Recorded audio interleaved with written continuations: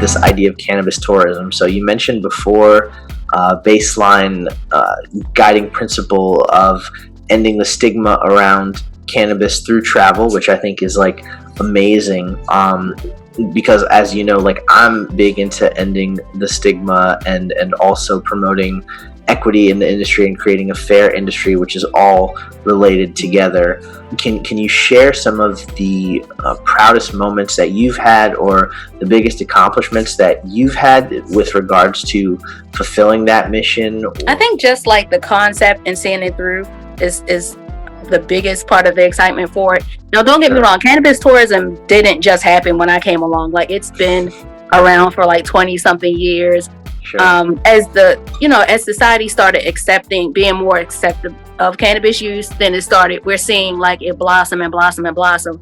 And it's projected, to hit the 22 billion mark as far, like 5 years from now. Like these are projections. Of course, I don't think anybody like added in a pandemic or anything like that. So this was just under normal circumstances, but it's still projected to be a pretty profitable industry. So like cannabis tourism, it definitely is a way to enter the cannabis space. Like that's also what excites me the most. Like we can do more than just own a dispensary, be a grower. Like some of the higher risk, these are one of the, I don't want to say it like there's no risk, but these are one of the lower risk ways of entering the industry.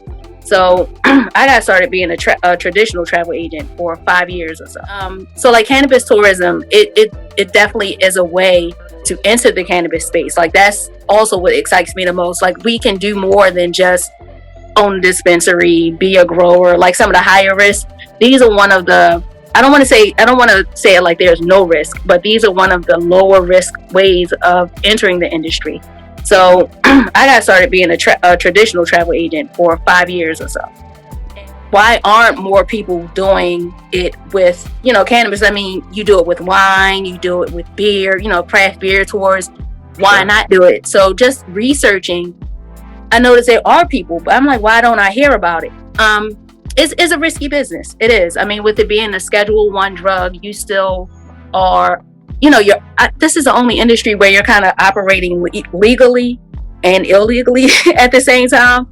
So you run into all these like crazy problems, like payment processors, running Facebook ads, just being in a certain space or a certain neighborhood. Oh, I want to just have a dinner party. And they're like, oh no, it's a drug house. What? Like, it's such an extreme industry, but it also has its benefits. It also has its fun. And that's what I'm excited about. Also, it's just like the people I've met, the things I've learned, because you think you know about weed, but then it changes. And then all this other, as they're doing more research, not just here in the US, but the world in general, you're like, oh, so it does help with this. Oh, it's about 1 million terpenes, you say? Like, it's just like, I didn't even know what terpenes were.